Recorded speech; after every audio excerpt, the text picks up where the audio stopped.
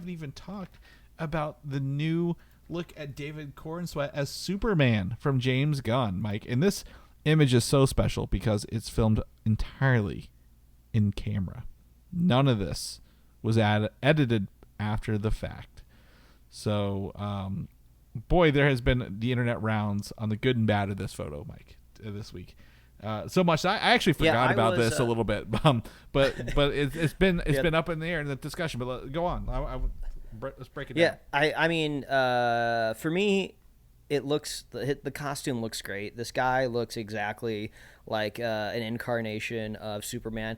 Almost so like if you look at it just briefly, it almost kind of looks like Henry Cavill a little bit as well. So you almost kind of have to like reground yourself and be like, oh, this is a new image. So I don't know if this is a telling that the character design of Superman is so great and he's such an everyman that you can slot almost any kind of like white dude in there and it looks like Superman. You got dark hair with a little curl at the front and a very, very chiseled jaw. I mean, right.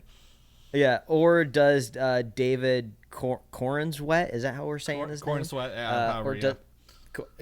or does he just like look so much like a Superman already? I mean, it looks great.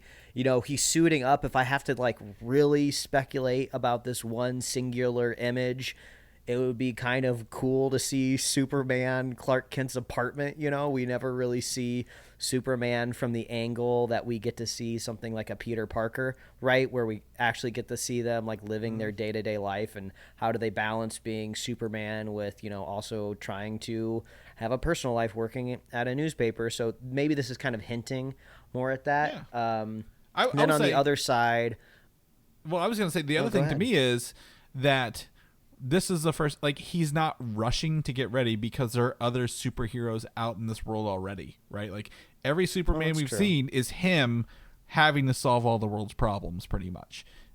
And in this situation, it is kind of weird because he's getting dressed slowly. It almost looks like the camera pans over as like Lois Lane in bed, and he's just like, "I gotta go. I got work in the morning." And I kind of get those vibes if he's ending a late night rendezvous. He's not. Your phone booths don't exist anymore. He's putting his clothes back on. He's got a little bit of battle damage here, obviously. So his suit's not repairing in between fights. But like, there's a green blast back there. Is that the Green Lantern that we know is going to be in here, played by Nathan Fillion?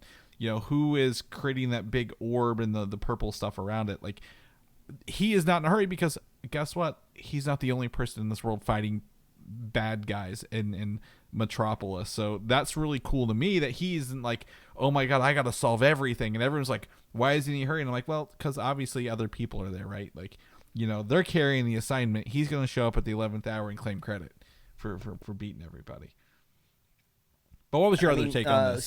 Seeing this out of context, though, I didn't know it was like camera trick and it was all in camera or whatever. And, you know, I don't think we're supposed to perceive this as a scene from the movie necessarily. It's just like a promo hype image. But I looked in the background and I was like, oh, is this just like a bad Photoshop? Like, is this just like, oh, throw an energy beam back there and we'll see what it looks like. So obviously I was drawing too much from it before I knew what it was, but it begs the question, if it's all in camera, is this like a traditional like LED screen in the background? Is this a volume that they're working in?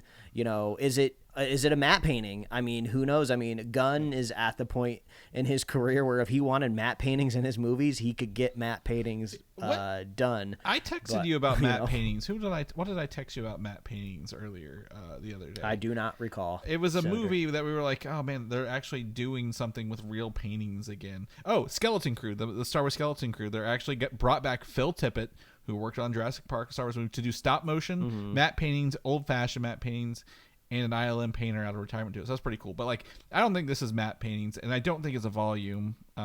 I don't assume everything's a volume. I think it looks like it's LED walls supposed to be outside, because those are just huge windows for an apartment, I guess, in Manhattan, or not Manhattan, Metropolis. A lot of people have pointed out that, you know, for the design, the Superman design's great. He's wearing the red trunks. You can see it kind of in the shadows there. Everyone was like, is the cape real? The cape kind of looks really, really off red for being quote unquote in camera, if you will.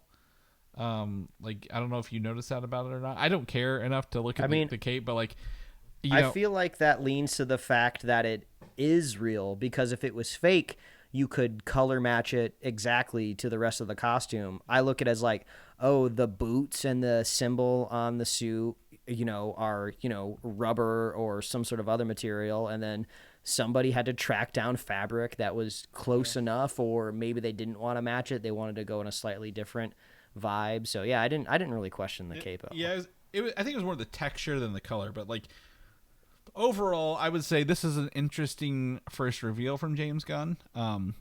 As we always say, costumes look better in motion. He's got some bunching up around his shoulders as he's leaning forward to put on his boots. Not that it matters in a still shot, but the internet has been very, I wouldn't say divided. They've kind of been down on it, kind of like parodying this and like making memes out of it. But at the same time, like, people are talking about it. So, I mean, that's a plus, right? So, I see nothing inherently bad here, but boy, do I have questions about the world they're playing in. Is what I'm walking away with this. Like, what is in the background? What are they doing? I love a good light beam towards the sky, Mike. That's a staple of every good superhero movie. But we'll keep you guys posted if we get any more stuff on that. Last bit of DC news here, Mike, is that Batman: The Caped Crusader, the animated show that was not